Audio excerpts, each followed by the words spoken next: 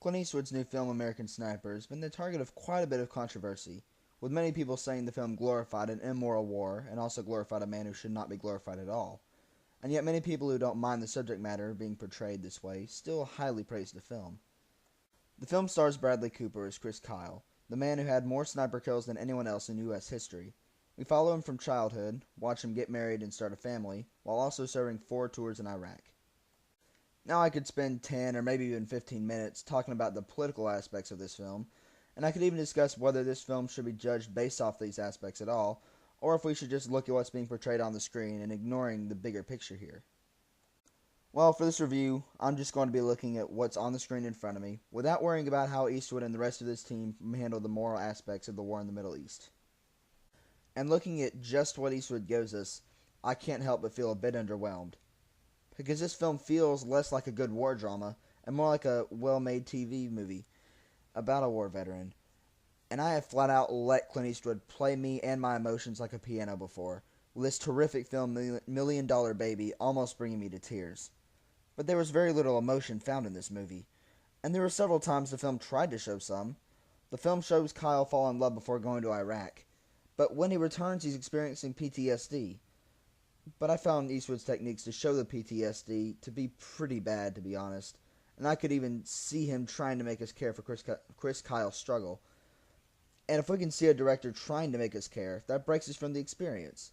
And I seriously feel like most of the techniques Eastwood used are things that would be used by students at a film school. Another big issue with American Sniper is the sniper himself. He just isn't that interesting. The real Chris Kyle was known to have said some pretty bad things, but Eastwood decided to leave these things out of the movie. And because this film was careful to not show Kyle as a controversial figure, but instead as an everyday guy, he just wasn't very interesting at all. If Kyle had been the apparent racist that he appeared to be in this movie, Chris Kyle and this movie as a whole would be much more interesting. But as is, the character is sort of bland and it hurts the movie. Captain Willard in Apocalypse Now had a pretty dark side to him, and Captain Miller in Saving Private Ryan also had demons of his own.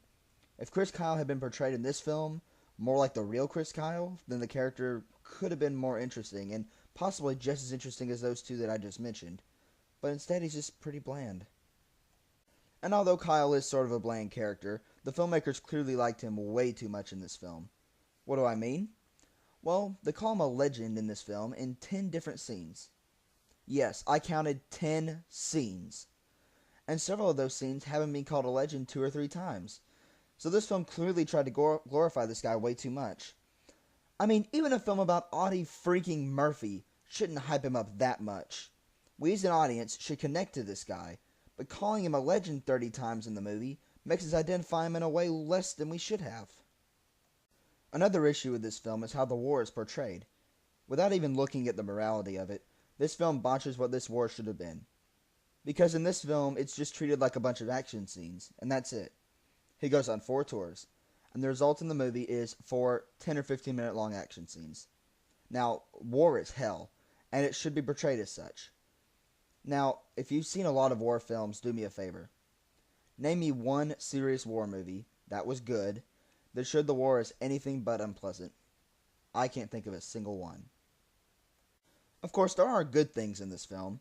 I mean, it's an Eastwood film after all. It's well acted, it's pretty decently paced, so it isn't ever boring, and the action scenes are pretty entertaining, although I ultimately wish they weren't there at all. Or if they are there, they're dumbed down to just a bare necessity and not overblown like they are in this movie. I've gone back and forth on whether or not I should recommend this film, because if you go to see it, there's a solid chance that you will like it. But even while watching the movie, I was bothered by how safe and how formulaic it all seemed. A movie with this subject matter and this talent behind it should have been much better. And although it was very well made, I have to believe that films with less talent and money behind them can still be better films by achieving what they set out to do, even if they have more technical flaws than this film had. But I look at the film's budget and the talent that was in it, and I just feel like this should have been better. And although there are good elements, I feel like this film failed in its primary mission, which was to tell the story of Chris Kyle. Yes, things in the film are nice, but if the story of Kyle doesn't work, then the film doesn't work. I'm giving American Sniper 2 stars out of 5. Thanks for watching, and I'll see you next time.